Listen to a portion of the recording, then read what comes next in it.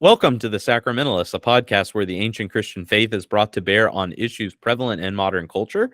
We're your hosts. I'm Father Wesley Walker. And I'm Father Clayton McElveen. And today we are back after a somewhat extended Easter break with another one of our short episodes. These episodes have been where we take an issue in sort of a bite-sized portion and talk about it. So today we are discussing the topic of purgatory. Now, we have done, back in the day, a longer episode on purgatory. It's episode 51, if anyone wants to scroll back through our vast catalog of episodes. But I think it would be helpful to revisit this issue in shorter form. And so today we're going to consider kind of three subtopics about purgatory: its history, its logic, and its comfort. So I think the first question, whenever you bring up purgatory with people, and Father Creighton, maybe you've heard this before too, the first question people will ask if you say something about it is, isn't purgatory a new or late Roman Catholic invention? Yeah, I've gotten that question quite a few times. It's always funny because it's usually not coming from a place of charity or sort of curiosity. It's usually polemical. But hopefully today's short episode will help people to have a better understanding of what purgatory is. I think when most people think of purgatory, maybe because of popular culture or books or whatever, they sort of think of it as the Bud Light of hell, right? It's hell light. That's true. It's like, and I mean, some of this, I think it looks very similar to like how you might think the Inferno looks in Dante or something. It's like purgatory is just sort of one step removed from that.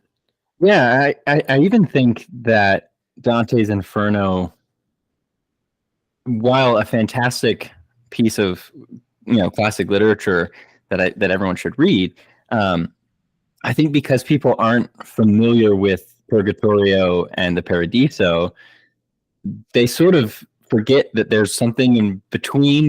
They seem to say, well, there's a bunch of layers to hell, so Purgatory must be some, like the nicer layer of hell.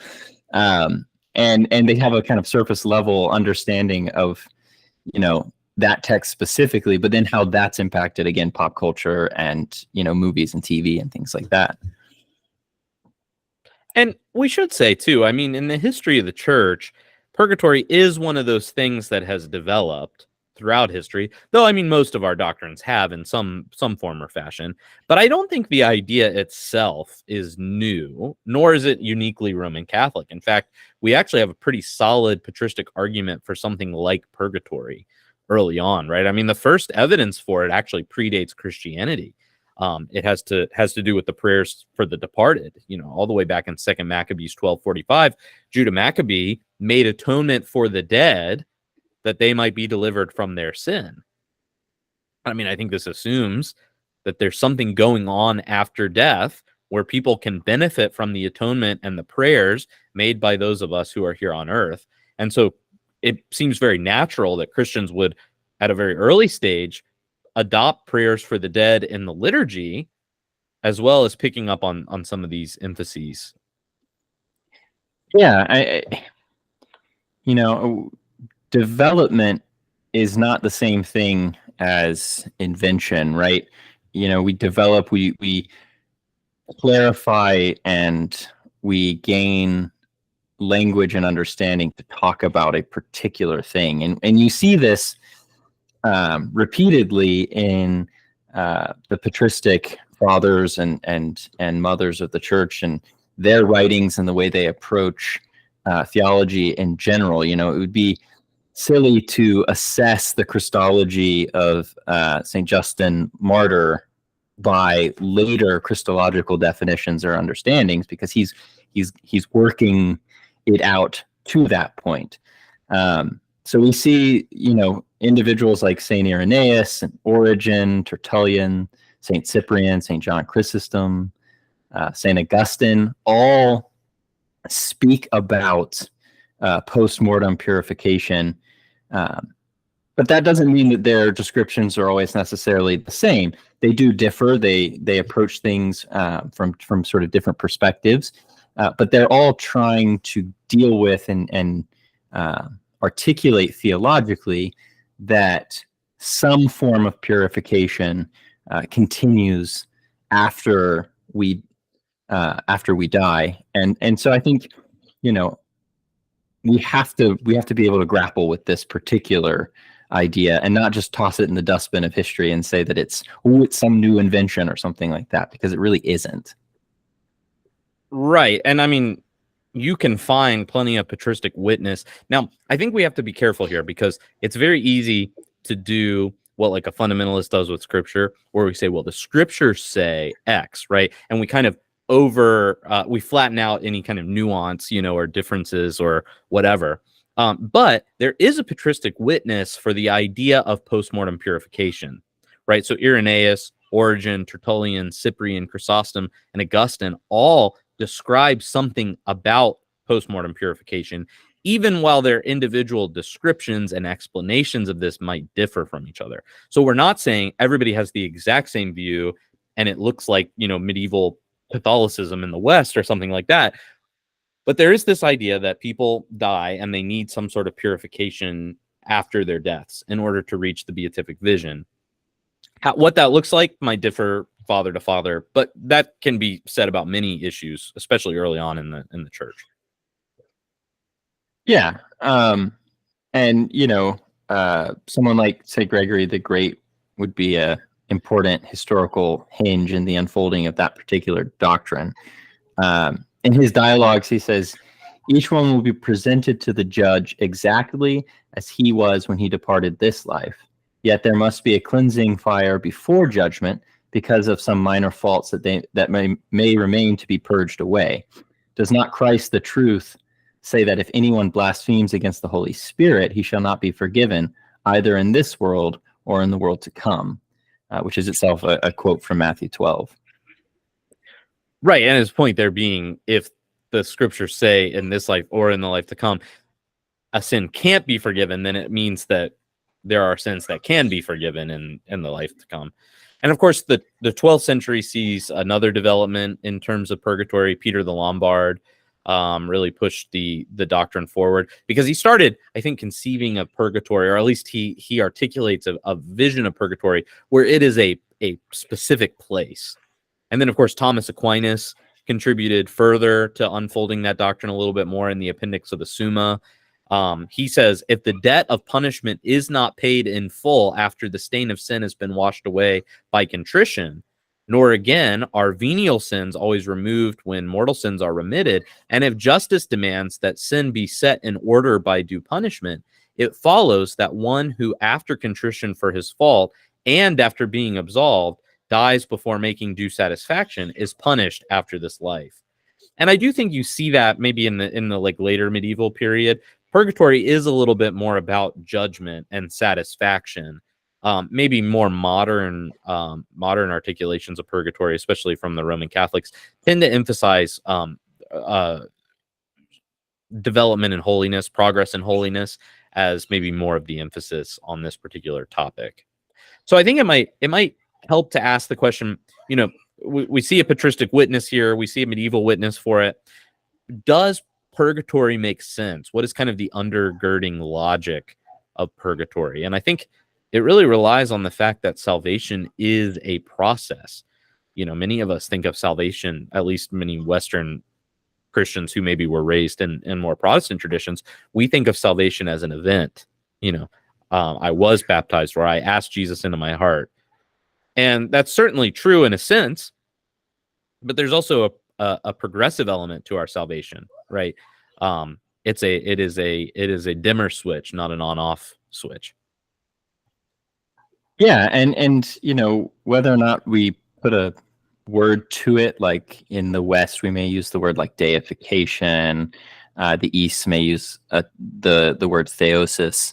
Either way, you know, we're sort of using that sort of Pauline language of conversion. We're using that Pauline language of progress towards the life that God has for us. So I think it makes sense within that context to understand it as something progressive that we move towards, and we experientially know that this is true. So, Father, if you died today, do you think you'd be ready to see the beatific vision? Is that something you're ready for right now? Absolutely, 100% no. I would not be ready for that if I died today. Yeah, and the same. And so there's the sense that we progress towards our perfection and our the goodness that God has for us, and we do that in this life, right? I mean, the goal is that when we depart this life, we're departing it in a state where we have hopefully been purging away attachments to sin and vices and things like that. But there's still a lot to it, right? Very, very, very, very few of us are going to depart this life fully free of detachment to sin and vice. And the people that really do that we notice and recognize are the ones that we celebrate on our calendar, right? Those are the saints that the church knows and uses as an example. And I think too, there's a negative and positive aspect to this. I mean, the negative is, we have these attachments to vice we need to purge. There's also the attainment of virtue, so even if I had purged a good chunk of my vices, I still don't think I would be where I am in a positive sense in terms of embracing the virtues that are set forward. Also, I mean, I think all of this, so experientially, we know this is true, right? I mean, if somebody answers the question, are you ready for the beatific vision with a yes, then I would like to speak with them. Please shoot us an email at thesacramentalists@gmail.com because I would like to know what you're doing in order to feel that way. But scripturally, I think we know this is true. I mean, St. Paul says as much in 1 Corinthians 3:15. If any man's work is burned up, he will suffer loss, though he himself will be saved, but only as through fire. And we get this idea of God's presence as a cleansing fire. It's the refiner's fire, the fuller's soap, cleansing us of stain and purifying our impurities. And so certainly this process continues even past our deaths, I think, ultimately terminating with the beatific vision, which the scriptures tell us, in the Beatitudes, blessed are the pure in heart, for they shall see God. And, we can think of Moses in Exodus. He asks to see God's glory, and God told him, you cannot see my face, for man shall not see me and live, which I don't think is the ideal. I think God is merely making a normative statement about where humans who are living on earth at that time are. Yeah, and we can't assume that there's like this sort of strict dichotomy either, right? Because I think we often, again, through sort of pop culture and pop theology, think of the we live this life and then we die, and then we either go straight to heaven or straight to hell. And the problem is that is not the sort of scriptural understanding. That is not the patristic witness. It's certainly not the understanding that you see in sort of ancient Judaism, for instance.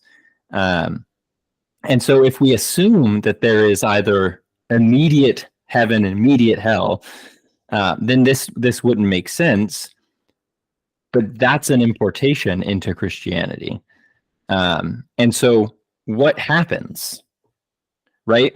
If we die, our perfection comes when, we are experiencing the beatific vision in the fullness and the consummation of all things in the resurrection unto eternal life. But there's some experience of being between when I die in this world and when that happens. And that progressive experience, that refining, purifying experience is what we would normatively call purgatory. And so I think those scriptural evidence, witnesses there show us that ultimately God has a good in store for us, and we need to wash our hands and put on a nice suit and comb our hair before we experience it. Yes. Yes. And so that means that the Christian life then is lived kind of in this twofold movement, or this twofold rhythm of purgation of vice, acquisition of virtue. Many Protestants call this sanctification. Catholics might speak of it in terms of an increase in our justification. Both terms are kind of laden with some baggage, but we might just say the word theosis, right? Becoming more like God. Whatever language we use, I think the point is that we actually grow in righteousness with the goal of becoming pure in heart. And so that actually means, contrary to some popular belief, I don't know if you've ever, some of that polemical response about purgatory that we talked about earlier, I think is motivated by kind of anxiety. I think a lot of people perceive purgatory as a kind of anxiety-inducing doctrine.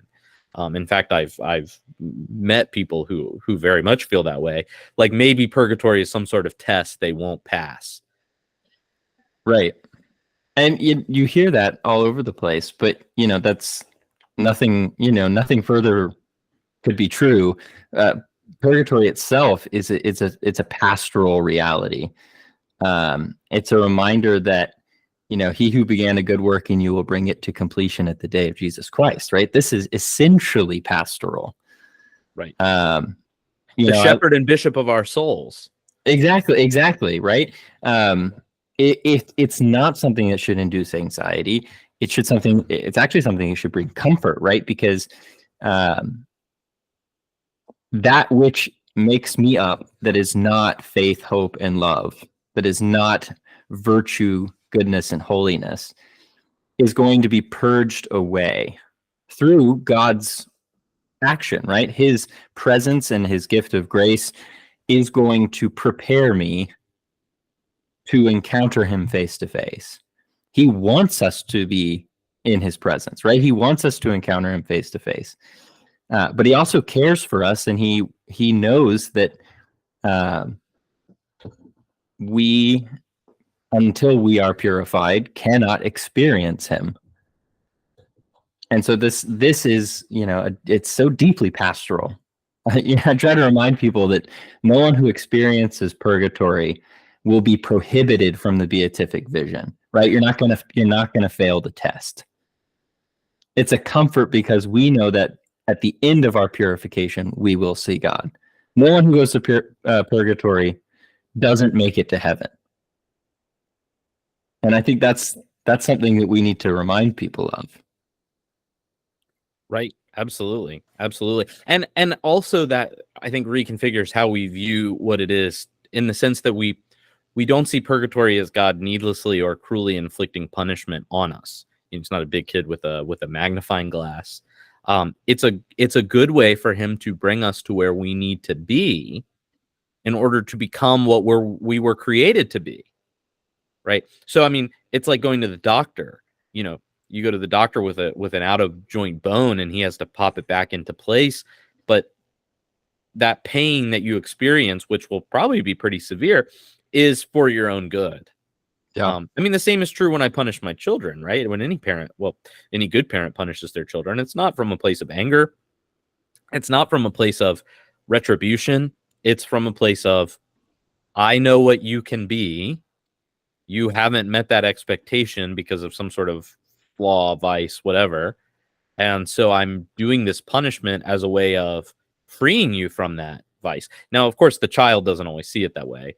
Hopefully one day my boys will listen to this and realize why we do what we do, right? But yeah, the idea is it's for our good. It's for our good. Yeah, and I think culturally we are pain averse, we are suffering averse, we are purification averse, and so this sort of idea may not sort of strike us as consonant because we're not used to this, right? We're not used to the idea that there's a sense in which one suffers for one's good. Christ tells the Christian, get ready, you're going to suffer the way I suffered. Suffering has to be part of our theology. And it's not meaningless suffering. It's not punitive suffering. It's not retribution. It's for ultimately perfection.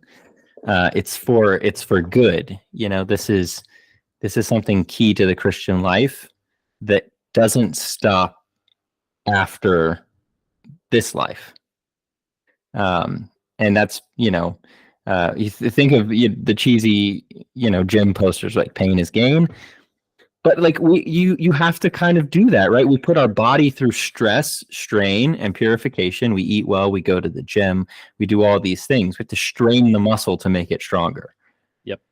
Ascesis is a good thing for us. And so a little bit of suffering, much benefit.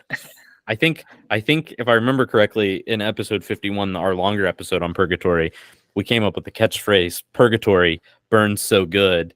And we talked about maybe making t-shirts or coffee mugs with that on it or something. Maybe we should revisit that, because I think it is true. It is a good kind of pain. Not all pain is bad. I went to the gym this morning. I'm sore, but it's a good kind of sore, Yep. And so especially once you get used to it, when the first time you go back to the gym or the first time you run or bike or whatever, after you haven't for a while, it usually is really not fun. But once you get in the habit of it, you kind of expect it, and you kind of enjoy it, because this is me getting better, this is me getting healthier, this is me getting stronger. And so yeah. So I think actually the Catechism of the Catholic Church has a really good portion on purgatory, and specifically how it defines it. I really appreciate. It says purgatory is the state of those who die in God's friendship, assured of their eternal salvation, but who still have need of purification to enter into the happiness of heaven. And so whatever that purification in the afterlife looks like, maybe it doesn't look quite as fiery as some of the medieval scholastics thought it would, but whatever it looks like, it's designed for our good, for our benefit, to bring us to where we need to be in order to enjoy God's presence forever. And so no one who experiences purgatory is prohibited from the beatific vision. It's actually a promise that at the end of that purification, we will see God. We'll know as we have been known.